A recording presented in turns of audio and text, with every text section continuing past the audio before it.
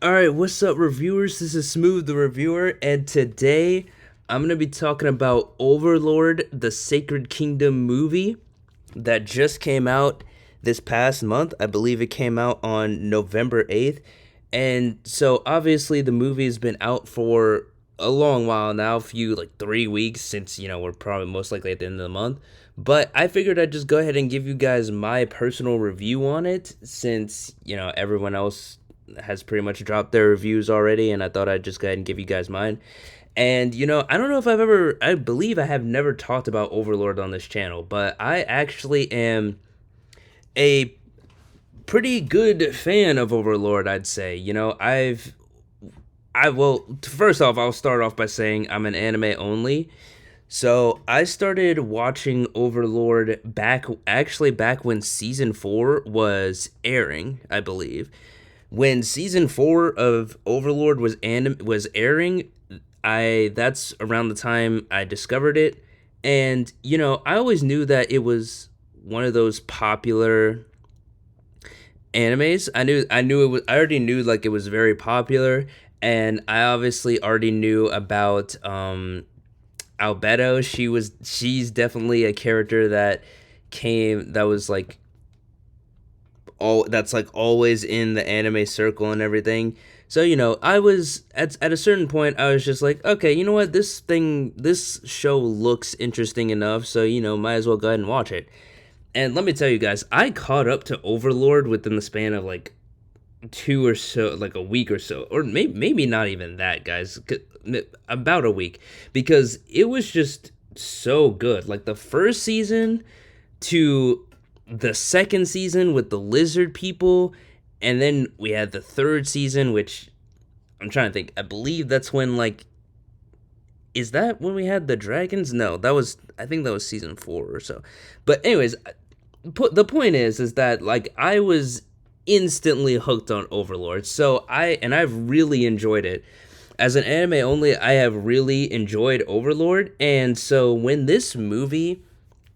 I heard this movie was being made, I honestly did not know what to expect of it because obviously haven't read any of the light novels or anything like that. So I didn't know. So when I saw like the initial trailer and the initial poster for the movie, I didn't really know.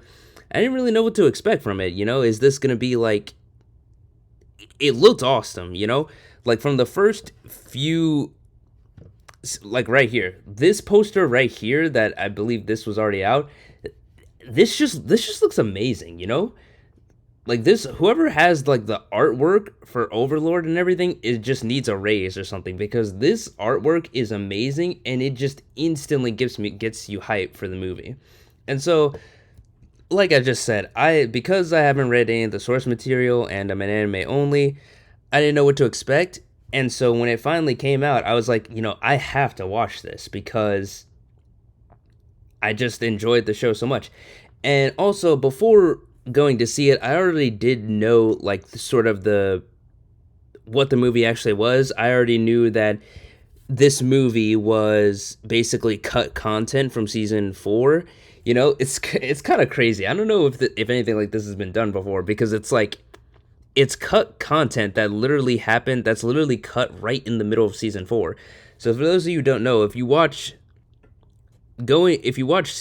get all the way to the season 4 of the anime, there's basically one episode where one of the main characters basically says online that basically talks about how Yal Behoth and he and his like sort of destruction on the Sacred Kingdom. A character says one line, and then that's it. That's all that's like mentioned, and then this whole movie is literally just cut content and basically explaining what that line in the anime series, the TV series, meant. So that's kind of wild initially. But anyways, so I went to go see the movie actually a few weeks ago, so like that's why I said I'm a little bit late. And let me tell you, I I really enjoyed it. I'm gonna just tell you how I feel right off the bat. I really enjoyed the movie, and I'm gonna give a light spoiler warning. I don't know if I'll go into how much spoiler I will go into, but I'll give you guys like a light spoiler warning here. So I will just say, like, basically, I think if you're a fan of Overlord, this movie is you will thoroughly enjoy this movie. You might not enjoy everything about the movie, and I'll get into that in a second.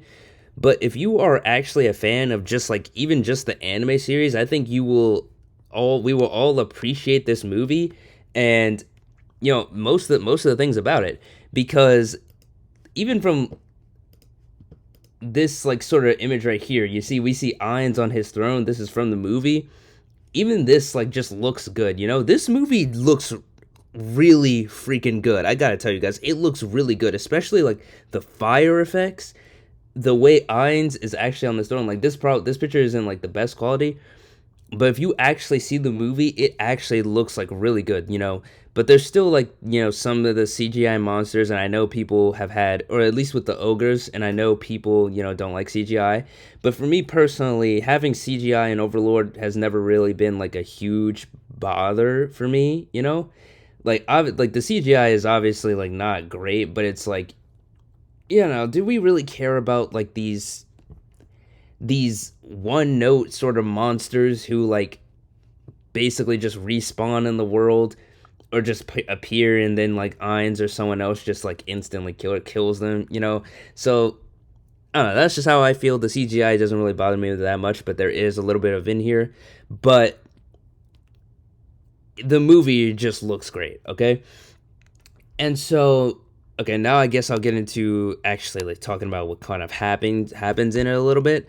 So basically, if you don't know what the sort of premise of this movie is, it's basically at the start of this movie, this princess, or yes, right here in the middle, right here, I don't remember what her name was, but basically the movie opens up fantastically, where we have Demiurge, who is playing as Yaldabaoth.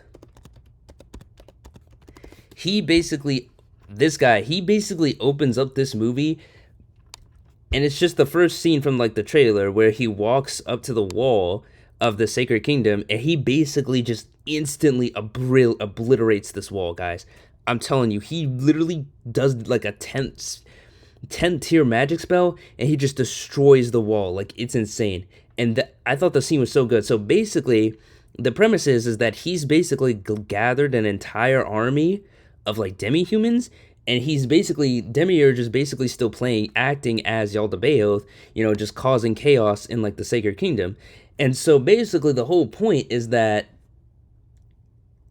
Ainz is basically, well, at least Demiurge's plan that Ainz is just sort of following along with, is that he wants to get the Sacred Kingdom on good terms with Ainz's kingdom. I forget what the name is right now, but that's basically what the whole point of it is. It's just Demiurge and his minions causing destruction, and then Ainz basically just coming in and basically helping out the Sacred Kingdom so that they can basically be indebted to him. And so I think this movie really does shine though with Neha. Okay, this character right here, Neha, she is probably the second star of this whole movie, right next to Ainz, because the way this character basically changes from this like sort of verbally abused girl by this woman right here, by Remedios. She's basically the king of or like the leader of like the special knights group for the Sacred Kingdom. Neha basically suffers abuse from her because like I was saying at the start, Yaldabaoth attacks the Sacred Kingdom, and then he literally kidnaps their princess. So this woman right here, she gets kidnapped right at the beginning, and it's basically sort of like a rescue mission and kind of like, just basically saving the Sacred Kingdom, right? And then, like I was saying, Neha right here is just such a good character in this movie. I like her character so much because she basically becomes a fangirl of Ainz, and I just love it. Like the way they do it, the way they show her character just basically becoming infatuated with Ainz, it just works so well. And that's where I think this movie really shines, because the whole middle section, so like the very beginning when Demiurge attacks the kingdom, and then sort of the whole middle section where Ainz and Nea are just like bonding with each other, like they're in the carriage ride. From the carriage ride onward, the movie picks just picks up the pace and just delivers on like these character interactions. Neha and Ainz, like their dynamic is just so good in this movie, and I just like it so much, you know? And so basically Neha is his sort of protector, or like, assistant throughout this journey, because what Ainz does is that he basically agrees to fight Yaldabaoth in order to help them out. But he says that he has to conserve his magic, or else he won't be able to fight him, which if you're a fan of Overlord, you know that is obviously a lie, because we know Ainz has a bunch of magic power in him, and he can probably easily defeat Demiurge. Maybe, I don't know. Like I said, I don't know, I don't know exactly like the power difference, but I'm pretty sure Demiurge is like very much weaker than Ainz is. Okay. And so like I said, that's the dynamics in this movie is what I love most. So Demiurge has like an army of just demi-humans, and it's always weird just seeing these monsters in the world of Overlord talk. I feel like it's so easy to forget that like basically most of the creatures talk in Overlord. Like it always like jars me, but I shouldn't, but it just does. I don't know why, but it just does, because there's literally a monkey sort of guy, or like, no, there's literally these slug people. They're these blue slug people, and they literally talk. Like they talk just like they're sort of normal humans. I mean, I guess they are demi-humans, but it's like it's still kind of off-putting just seeing them just talk like normal humans. But I guess I still kind of pretty much like that about Overlord too. And so, I think I don't yeah, I think I'll just leave it at that. I don't want to keep talking too much, but I guess I do want to talk about how basically towards the end of the movie is kind of where it falls off for me. So basically Neha and this character right here, I forget her name, but this gun girl, we'll just call her gun girl. Basically in the latter half of this movie, this is over 2 hour movie, guys, okay? And basically the latter half of it is these two teaming up on a mission, and honestly I would say that section is probably the worst part in my opinion, okay? I saw some other people saying that they really liked these two and the adventure that they go on, but honestly, the tone shifting of the movie just doesn't feel right for me, okay? Because it's pretty much a serious movie throughout most of it, and then it kind of, with these two pairing up, it kind of drags on for me, and it gets pretty silly, honestly. It gets pretty silly for me, and I just think sort of the tonal shift just doesn't really work for me. You know, I think I would have much preferred it if it kind of kept sort of the other tone. I don't. There's something I want to say, but I don't want to. That I want to talk about, but I don't. But like I said, I want to keep the spoilers light in this. But basically, just when these two tear up towards the end, it's just when I think it. It's just when I think it falls off for me personally. But like I said, if you're like a true fan of Overlord, then it's not gonna bother you that much. Like I said, I'm saying it didn't bother me so much to where it just greatly brought the movie down for me, because like I said, the beginning of the movie and like the middle section from when Neha and Ainz are in the carriage all the way to where like these two pair up, it's just so great. It's just so great, and I love it. And yeah, it's just Overlord, guys. It's just more Overlord, and I think it's worth the watch. If you're a fan of Overlord, I think it's worth watching. And as of this recording, I think it's still in theaters. It might be coming out. I mean, it might be leaving the theaters by the time of this recording, but you might still be able to catch it someplace at some places. Who knows? But yeah, that's pretty much everything I wanted to say about the movie. And if any of you were curious, I actually gave it a 8 out of 10 on my anime list. The score here is like 7.78, but that's pretty much closer to an 8. Like I said, if I would say like the section with Naya and the gun girl does like I said does bring it down. Like that tonal shift does bring it down.